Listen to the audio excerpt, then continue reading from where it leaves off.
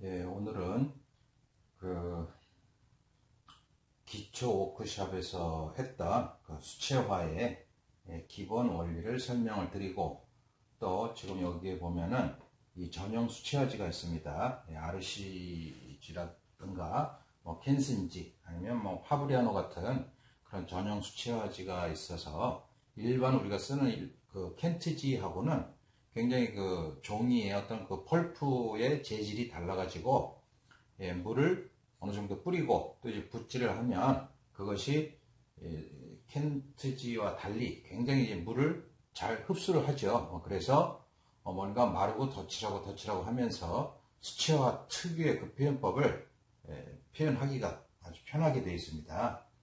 그거 이제 조금 이따 제가 설명을 드리기로 하고, 먼저 그 전에 기본 그 워크샵에서 말씀드렸던 기본 원리를 다시 한번 말씀을 드리겠습니다.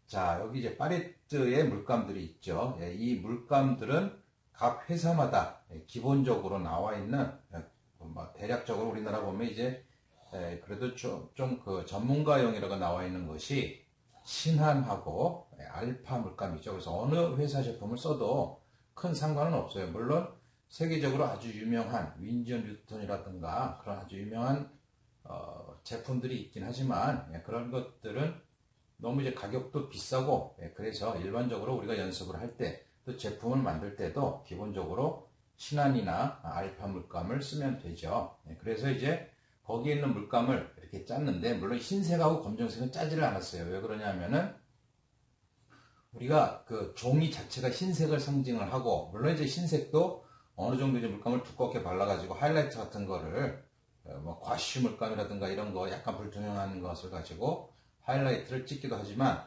보통 색을 칠할 때 흰색을 섞어서 색을 만들지 않는다는 것이죠. 그러면 색이 탁해지고 그러기 때문에 수채화만의 어떤 그런 독특한 그 맑은 느낌을 낼 수가 없다는 것이고, 또 검정색도 마찬가지죠. 필요에 따라서는 완성된 단계에서 어두운 부분을 동양화해서 이렇게 먹을 찍어주듯이 점점 좀 찍어서 뭔가 그 특별한 효과를 쓸 때는 검정색을 쓰지만, 일반적으로 우리가 색을 만들 때는 쓰지 않는다는 것입니다. 자, 크게 보면 물감을 이렇게 배열을 했어요. 그래서 여기에서 여기까지는 색깔이 차가운 느낌이죠. 물론 연두색 같은 경우는 약간 따뜻한 느낌도 있고, 어떤 사람은 나는 죽어도 따뜻한 색이야 라고 고집한다면, 그런 사람 같은 경우는 그림 그리기가 참 힘듭니다.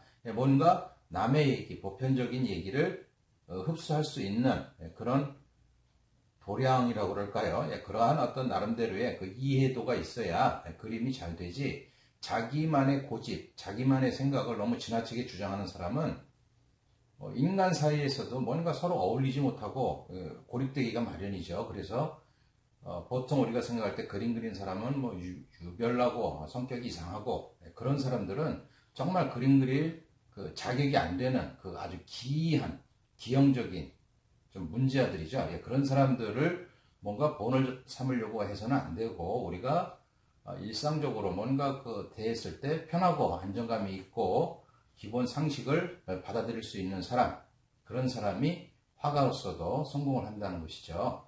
어쨌든 자, 여기서 여기까지는 차가운 색입니다. 그렇게 인정을 해주세요. 초록색 단계와 파란색 단계죠.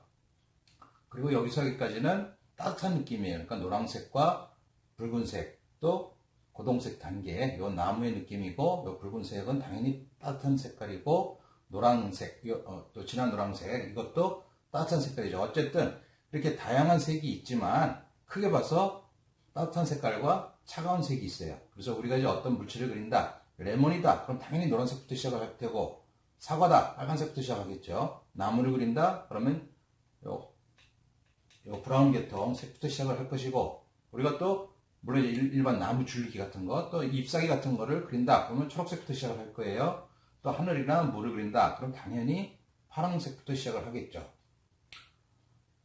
물론 뭐 이제 또 우스갯소리지만, 나는 하늘이나 물을 그리는데 붉은색부터 그린다, 물론 그런 경우도 있죠. 우리가 노을을 보면 붉은색이 있으니까, 전 그거는 예외적인 아주 특별한 경우고, 일반적인 하늘이나 물색은 이제 초록색을 쓰죠. 그랬을 때 어쨌든 이 색부터 이제 시작을 해요. 어떤 물체를 그릴 때. 그랬을 때 그것이 그늘지죠. 어두워진다 하는 것이죠. 그러면 예를 들어서 빨간색 사과를 이제 빨간색으로 그리는데 점점점 어두워지는 게 있죠. 그렇죠? 그럼 좀 더 주황색부터 시작을 해서 빨간색, 그 다음에 어두워지면 자주색까지.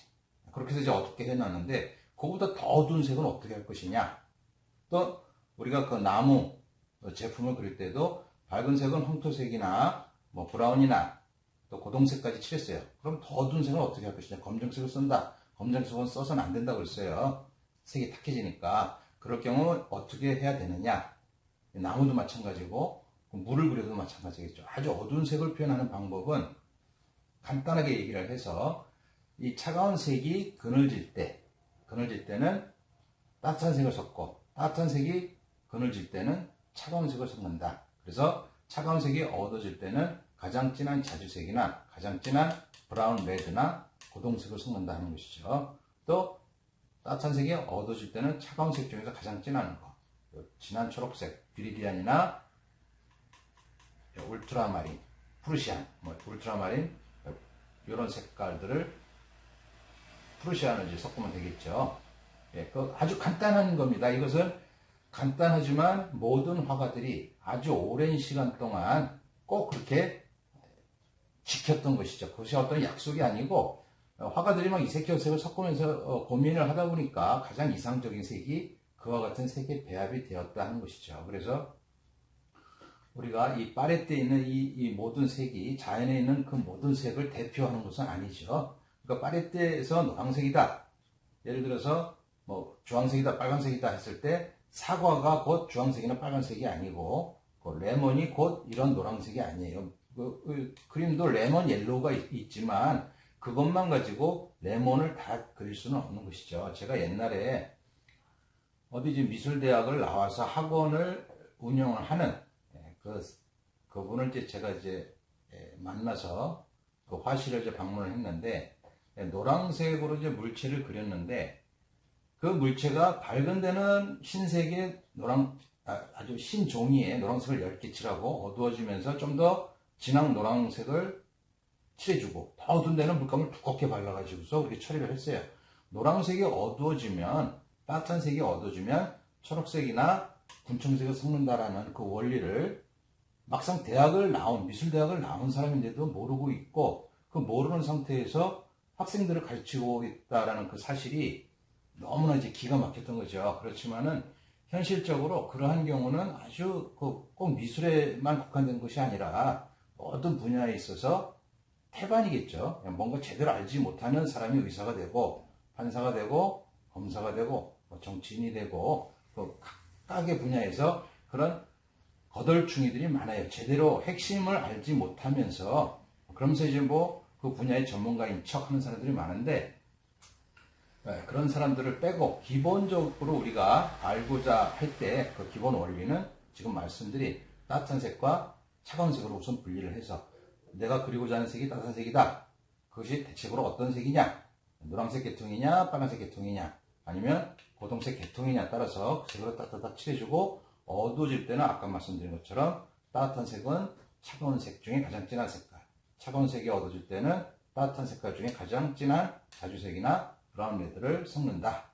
그것을 아주 간단한 거지만 뭔가 자기 생각이 강하고 평소에 자기가 여지껏 뭔가 살아오면서 자기만의 그 경험이나 그걸 갖고 있는 사람은 그 생각이 너무 강해서 이렇게 제가 말씀드리는 기본적인 원리를 잘 머릿속에 입력을 못해요. 그러니까 뭔가 이런 것을 초등학생이나 중고등학생한테 얘기하면 금방 입력이 되는데 나이 든 사람일수록에 머리가 나빠서가 아니라 뭔가 자기만의 그 자아가 강한 것이죠. 그래서 그런 얘기들이 잘 쉽게 받아들이지를 못해서 계속 반복을 해도 다른 생각을 자꾸 해요. 자기는 모른다고 하지만은 결과를 보면은 이렇게 아주 간단한 얘기를 해놨는데도 따뜻한 색이 어두워지면 무슨 색을 섞죠? 또 물어봐요. 또 차가운 색이 어두워지면 무슨 색을 섞죠? 그것을 자꾸 물어보게 되는 것이 결코 머리가 나쁜 게 아니라 뭔가 자기만의 생각, 자아가 강해서 거기에 집중을 하다 보니까 이러한 얘기들이 입력이 안 된다는 것입니다.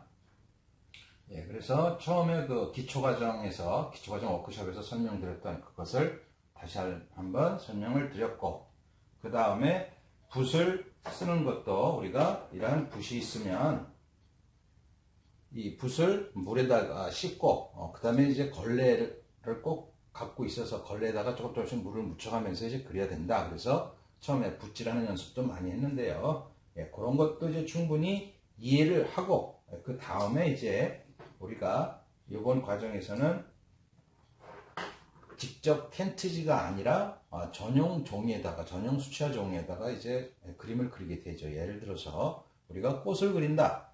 잎사귀, 장미꽃의 잎사귀를 하나 이렇게 그려요. 장미꽃이 이렇게 있어서 이렇게 펴나왔다. 요색을 하나 그리죠. 항상 생각을 해야 될 것은 빛이 어디서 오느냐, 그걸 생각을 해야 된다 그랬어요.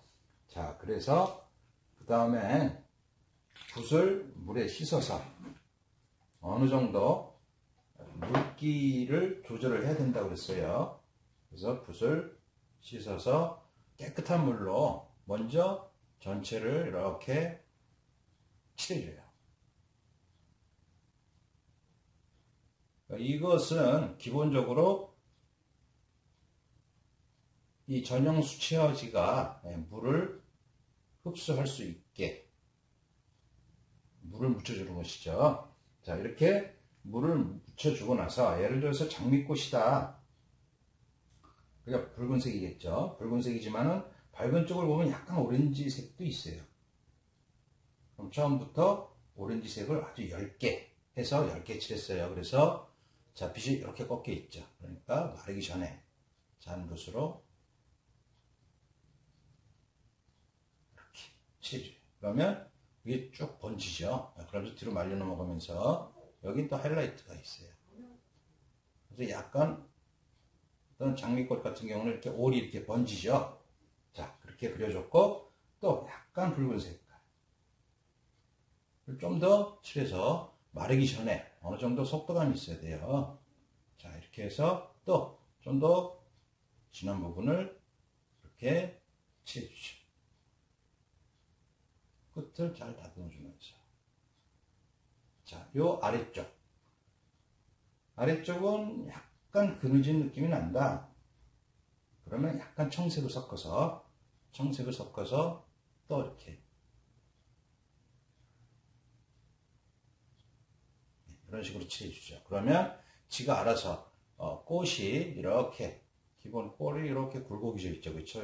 요 꽃잎이 그 단면을 생각을 해서 크게 생각을 해주는 거죠. 빛이 오니까 가장 밝은 하이라이트, 여기가 밝은 중간 색깔, 좀 더 어두운 색깔, 그럼 뒤로 넘어가면 반사광이 생기는 이러한 단계에 해주면 자연스럽게 번지면서 하이라이트도 나오고 밝은 톤, 중간 톤, 어두운 톤이 또 뒤로 넘어가는 것에 대한 기본 톤의 표현이 자연스럽게 이루어지는 것을 알 수가 있습니다. 자, 이런 식으로 해서 이제 각 꽃잎이 있으면 장미꽃의 꽃, 잎사귀를 하나하나 다 그려주는 것이죠. 이것을 저희가 이제 중국 과정에서 할 때는 단지 꽃만 그리면 재미가 없으니까 이제 배경도 그려야 되겠죠. 배경을 그리기 위해서 필요한 것이 이게 그 마스킹 액이라고 해요. 그래서 마스킹 액이라고 해서 이것이 이 물을 묻혀서 바르면 그 부분이 예를 들어서 이제 이렇게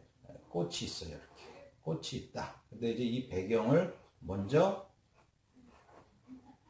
줄기가 있는데 배경을 이렇게 색을 칠하고 싶다. 뭔가 연한 분위기를 백붓으로 이제 칠해주겠다 할 경우에는 이것을 묽게 그 잔붓으로 묻혀가지고 앞에 있는 꽃 부분을 다 칠하죠. 다 칠하면 이게 금방 말라요. 말르면 어떻게 되냐면은 고무 같은 느낌이 고무같이 이제 굳어버리는데 그러면 그 위에 물감을 칠해도 먹지가 않아요. 그러니까 크게 백붓으로 이걸 그렸던 것처럼 큼직큼직하게 번지는 효과를 잡아주고 그런 다음에 이제 물이 말랐을 때 다시 손으로 이렇게 문지르면 이 마스킹액이 이제 뜯어지죠. 그런 다음에 이제 그 위에 꽃을 그려주는 방법입니다. 이러한 어떤 그 노하우를 나름대로 챙겨서 물론 이것은 그림을 그리는 사람들은 뭐 저기 남대문 화방이나 이런 데 가면 다 팔기 때문에 한 번 정도 시간을 내서 그런 화방을 가보면 그 수채화 도구를 파는 쪽에 가면 아주 다양한 재료들이 있어요. 그래서 그런 재료들을 자기 나름대로 선택을 해서 활용을 하면 남이 모르는 뭔가 자기만의 노하우를 재현해낼 수가 있고, 또 노하우라는 것은 별게 아니고 그림을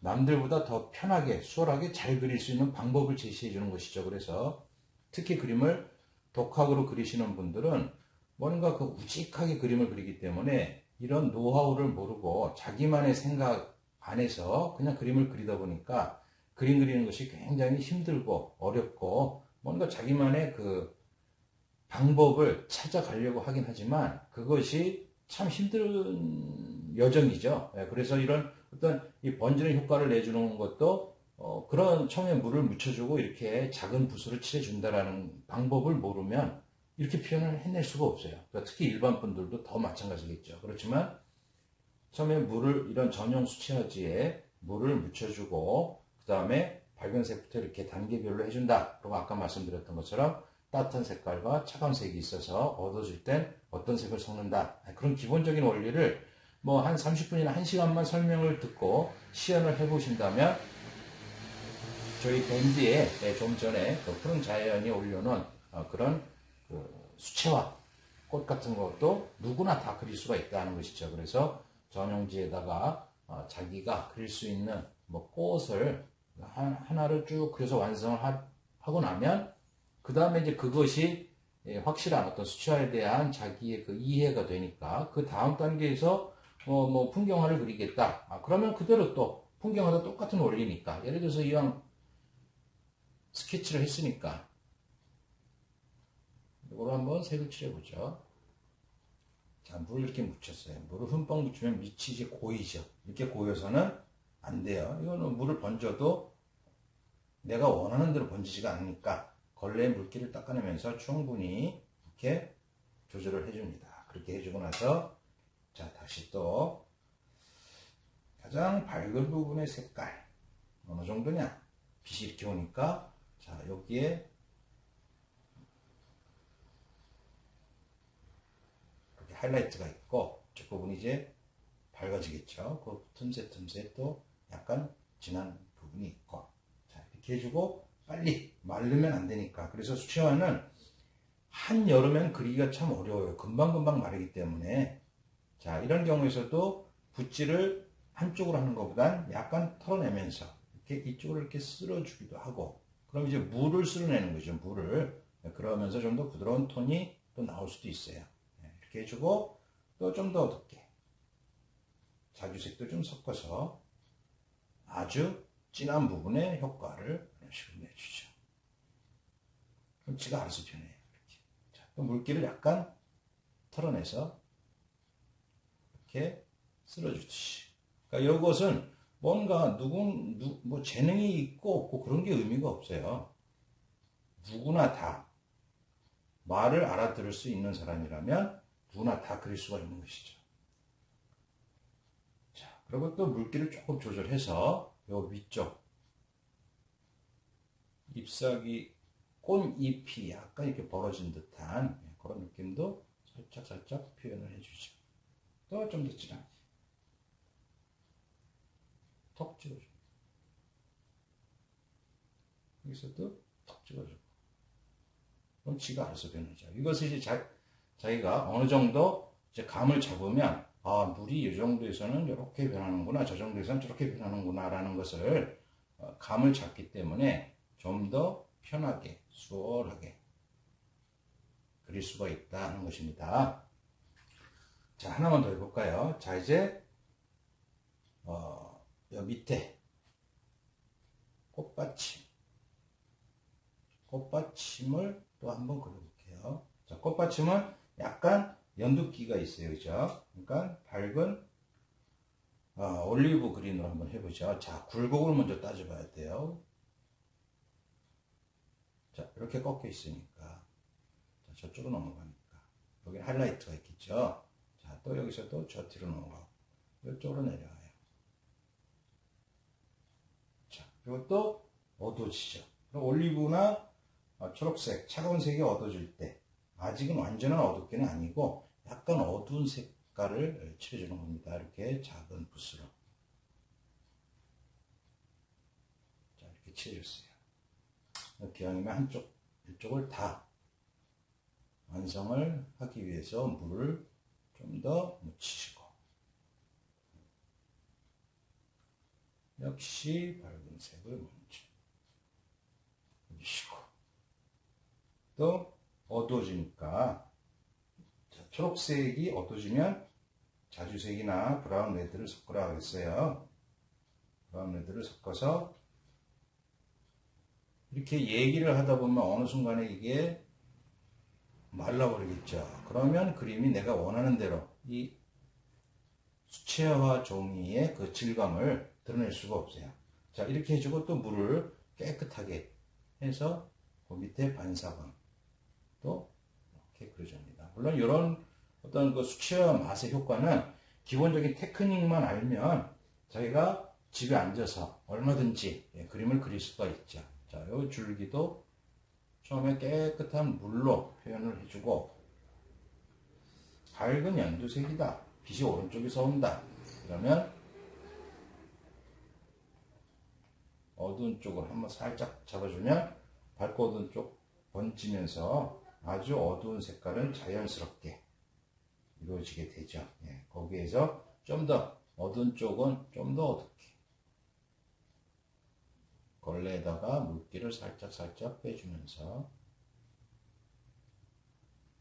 자, 이런 식으로 표현을 해줘요. 그리고 다시 물을 묻혀서 종이가 말라버렸다 그러면 할 수 없이 이제 거기에 물감을 먼저 칠해주고 물기를 조금 더 칠해주는 거죠. 그래서 약간 번지는 효과로 표현을 해줄 수 있는 것이죠. 그래서 가장 기본적인 그 전용 수채화지에서 번지는 효과를 말씀을 드렸습니다. 좀 더 큼직하게, 좀 더 대범하게 그림을 그리기 위해서는 이 터치를 넓게 봐주면 될 것이고, 그리고 이제 이 배경도 표현을 해주겠다. 그러면 아까 얘기했던 것처럼 마스킹 액을 가지고 먼저 내가 앞에 그리고자 하는 부분을 막아주고, 그리고 이제 과감하게 뒤쪽을 칠해주고, 그 다음에 이제 이걸 뜯어내고 그 위에 꽃을 그리면 되겠죠. 그런 나름대로의 테크닉을 잘 활용하셔서 중국 수채화 그리기 워크샵에서 그림을 꽃 그리기에 준비를 해주시면 감사할 것 같습니다.